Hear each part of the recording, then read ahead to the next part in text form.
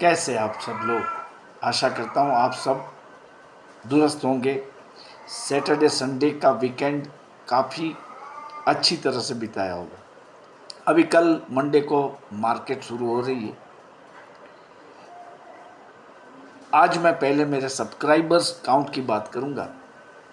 फिलहाल वो 750 तक पहुंचे हैं, तो शायद अब मेरे पास सिर्फ एक दिन बचा है।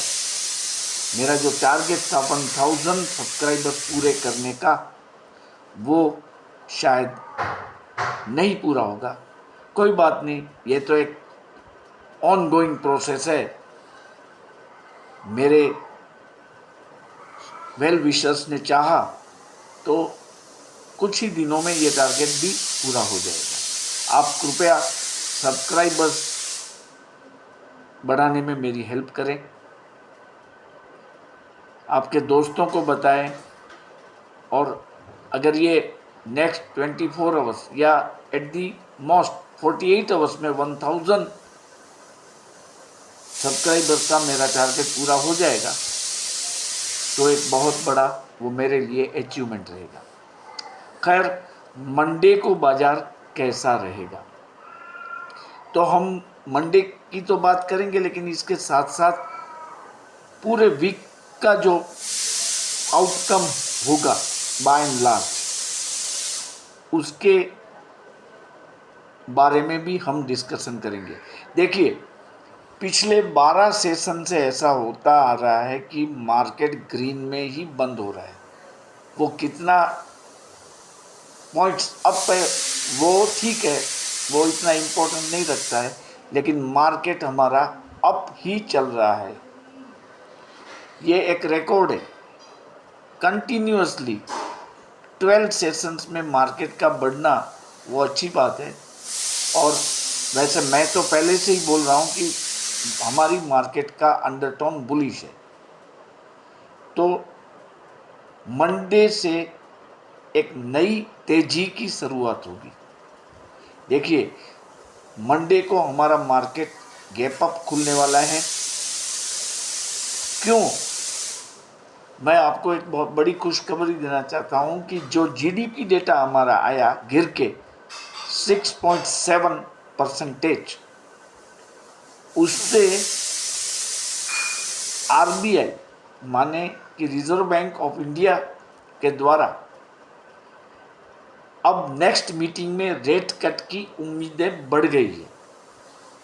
आप पूछेंगे कि ये कैसे हो सकता है, अगर जीडीपी कम आया है तो फिर ये कैसे हो सकता है। देखिए, जीडीपी कम आने का मतलब है हमारा ग्रोथ अटकना।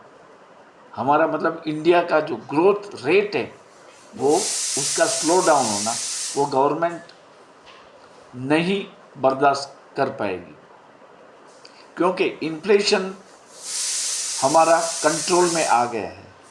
जो दिक्कत है वो सिर्फ फूड इन्फ्लेशन में है, लेकिन वो तो सीजनल बात है। और एक बात जो है वो ये है कि अगर हमारा ग्रोथ रेट कम होगा, ये हमारे लिए एक चिंता की बात होगी। तो इसको बैलेंस करने के लिए आरबीआई के पास कोई चारा नहीं रहता है कि वो रेट कट करे, क्योंकि यूएस फेड ने तो बोल दिया है कि हम रेट कट करेंगे और वो अगली मीटिंग में 100% करेंगे, तो उसके पीछे हमें भी रेट कट करना पड़ेगा। तो आप ये समझ के चलिए कि यूएस फेड का रेट कट आ रहा है, और इसके पीछे पीछे शायद नेक्स्ट मीटिंग में ही हमारा रेट कट आ जाएगा, तो बाजार बुलिश ही रहेंगे। आपको बैंक निफ्टी और निफ्टी में कॉल लेके ही चलना है, लेकिन कॉल लेने में आपको मैं जो आपको समझा रहा हूँ हर बात की, इंडेक्स इसको देखते देखते गैप अप और गैप डाउन वाला जो हमारा हमारी मेंटालिटी है उसको लगाम देते हुए भूल जाइए गैप अप होगा या गैप डाउन होगा, और इस हिसाब से किसी ट्रेड को कैरी फॉरवर्ड करने वाली जो बात है उसको आप भूल जाइए। बहुत मौके मिलेंगे आपको और हमारी शेयर बाजार चलने वाली है, उसमें कोई डाउट नहीं है। Rate cut round the corner है और कुछ जो डेटा आएंगे अभी ड्यूरिंग द नेक्स्ट वीक वो भी पॉजिटिव ही रहेंगे। देखिए कल सबसे पहले आप देखेंगे तो हमारा ऑटो सेल का डेटा आएगा। तो ऑटो सेल का डेटा जो है वो नॉर्मल रहेगा, क्योंकि अच्छा डेटा जो आएगा वो अक्टूबर का और नवंबर का आएगा, क्योंकि अक्टूबर में आप जानते हैं नवरात्रि है, दशहरा है, और नवंबर में दिवाली है, और दिवाली 1 नवंबर को है। मतलब दिवाली का जो भी सेल है वो अक्टूबर में ही आ जाएगा। तो मेरा ऐसा मानना है सितंबर से ज़्यादा अच्छा हमारा डेटा नवंबर में आएगा, अक्टूबर में आएगा, सॉरी अक्टूबर का डेटा है। तो नवंबर में सब ऑटो सेल्स चलने लगेंगे, सितंबर में भी अच्छा डेटा आएगा कंपैरेटिवली। तो ऑटो शेयर पे आप नज़र बनाएं, शायद कुछ डाउन भी हो तो आप नवंबर सीरीज पर, नवंबर एक्सपायरी पे ध्यान दीजिए। ऑटो के बारे में जो चीज़ है उसके लिए, और कुछ डेटा यूएस से आएंगे, कुछ जापान से आएंगे, कुछ चाइना से आएंगे। तो देखिए चाइना के बारे में जो एक बात समझ लीजिए कि उसका डेटा जितना वीक आएगा वो हमारे लिए अच्छा रहेगा, ये आप समझ के चलिए। हाँ कुछ सेक्टर के शेयरों को थोड़ा सा इम्पैक्ट आ जाएगा, लेकिन ओवरऑल इससे हमारे इंडेक्सेस बढ़ेंगे। और यूएस की जो बात है, यूएस का जो अनएम्प्लॉयमेंट का डेटा आने वाला है वो डेटा कैसा रहेगा। तो देखिए इसको अपग्रेड किया गया था लास्ट वीक, वो अच्छा अपग्रेडेशन हुआ था। कैसे 1000 फिगर कम आ रहे हैं अभी, मतलब इतनी अनएम्प्लॉयमेंट कम हुई है यूएस में, तो उसको अपग्रेड कर दिया गया है। लेकिन जो फाइनल डेटा आएगा वो अच्छा ही आएगा। इसके अलावा देखिए जापान का कैपिटल स्पेंडिंग का जो डेटा आने वाला है वो भी अच्छा आएगा, और चाइना का पीएमआई डेटा है आने वाला है। उस पर हमें सिर्फ as a person of stock market हमें सिर्फ जानना जरूरी है हमारे लिए कि क्या डेटा आया। लेकिन बेसिकली मैं आपको बता दूं कि चाइना का डेटा जितना खराब आता है वो हमारे लिए अच्छा है, क्योंकि हमसे एशिया खंड में जो कॉम्पीट कर रहा है वो चाइना ही है। तो इसको आप जाने क्या डेटा आया है, लेकिन उसका इम्पैक्ट जो होगा वो हमारी बाजार पे अच्छा ही रहेगा। तो निफ्टी अब 26,000 की और बढ़ रहा है। सितंबर की एक्सपायरी खत्म होने से पहले इट विल टच 26,000,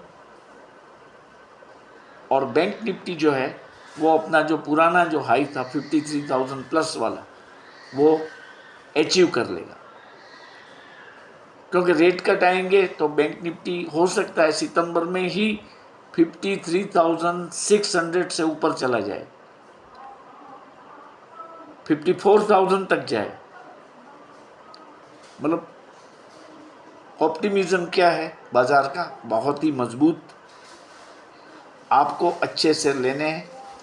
देखो डायनेमेटिक टेक्नोलॉजी करके एक शेयर है, बहुत महंगा है, 8,000 रुपया प्लस में चल रहा है।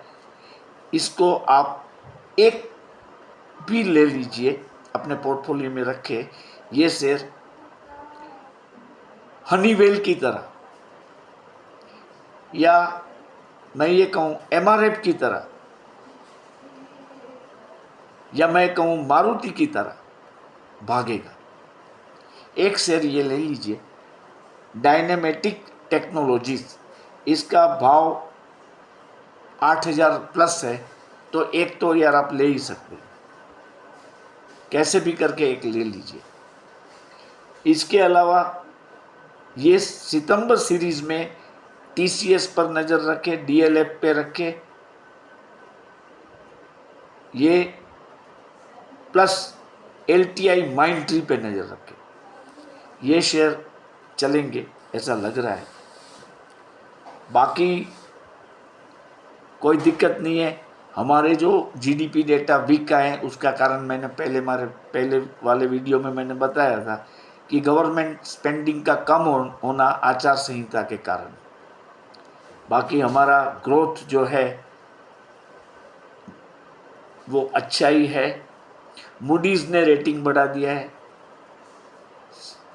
7.2 का किया है फॉर द ईयर 2024, ये बड़ी बात है। तो नेक्स्ट 6 मंथ जो है वो हमारी इकोनॉमी के लिए बहुत अच्छे हैं। बारिश भी अच्छी हो गई है, कंजप्शन शेयरों की डिमांड बढ़ेगी। कोलगेट, हिंदुस्तान लीवर, डाबर, मेरिको, इसको भी आप 1-1, 2-2, 5-5, 10-10 अकॉर्डिंग टू योर कैपेसिटी ले सकते हैं, वो भी बढ़ने वाले हैं। पीडीलाइट इंडस्ट्री पे भी नज़र रखें, क्योंकि देखिए क्रूड ऑयल के दाम घट रहे हैं कंपैरेटिवली। 85 तक गए थे, वो कहाँ आ गए आप देख लीजिए, चेक कर लीजिए, अच्छा रहेगा। और उसको आप 1-1, 2-2 करके एक्यूमुलेट करें। बैंक निफ्टी और निफ्टी के कॉल्स तो मैंने आपको दे दिए हैं, फिर भी कल मैं फ्रेश कॉल दूंगा आपको इसके लिए कि 25,200 का कॉल आप निफ्टी का लीजिए। कल कैसी मार्केट खुलती है उसको देखने के बाद, और बैंक निफ्टी का 51,200 का देखो, दोनों फिर 25,200 और 51,200 की बात आ चुकी है। तो देखिए आप, शेयर जो है वो पूरा चलेगा, सब शेयर बाजार हमारी भागेगी। आप मौका चूकना मत, मैं आपको बता रहा हूँ, मौका मत चूकना। जो भी बातें आए उसको सुने, माइंड में रखें, लेकिन इस बात को आप ध्यान में रखें कि हमारी बाजार जो है वो ऑल टाइम हाई की ओर जा रही है, और दिवाली से पहले दिवाली को अभी करीब 2 महीने हैं, आप ध्यान से इन्वेस्ट करें और इसके प्रॉफिट में से ही सब दिवाली मनाएंगे हम। ये मेरा पक्का मानना है। बीच में जो नेगेटिव न्यूज़ आएगी कुछ उसको बाजार एब्सॉर्ब कर लेगा। हरियाणा और जम्मू कश्मीर का इलेक्शन, उसमें वोटिंग की डेट और काउंटिंग की डेट्स आपको याद रखनी है। ख़ास तौर पे उस डेट में कुछ चेंजेस भी हुए हैं, वो भी आप देखेंगे। इसको आप रिसर्च कर लें कौन सी डेट पे काउंटिंग है। काउंटिंग के दिन उथल पाथल होगी, बीजेपी को समर्थन मिलेगा ज़्यादा तो मार्केट रॉकेट होगी, पॉसिबिलिटी है समर्थन मिलेगा, देखना है। इस चीज़ को आपको ध्यान में रखना है कि बीच में एक जो स्पीड ब्रेकर आ रहा है वो इलेक्शन का है, इसके अलावा कोई स्पीड ब्रेकर नहीं है। सभी पॉजिटिव फैक्टर ही है। हमारा इंटरेस्ट रेट आरबीआई कट करने के लिए कुछ डिसीजन लेगा। यूएस फेड तो ले चुका है, सिर्फ अनाउंसमेंट ही बाकी है। ओके, तो आप सब लोगों को कल के लिए अच्छी ट्रेडिंग के लिए मेरी शुभकामनाएं। कोई अपडेट आएगा तो मैं मॉर्निंग में एक वीडियो अपलोड करूंगा। आप सबको फिर से मैं रिक्वेस्ट करता हूं कि मेरे सब्सक्राइबर्स काउंट को आप मैजिक की तरह बढ़ा दें। Okay, good night.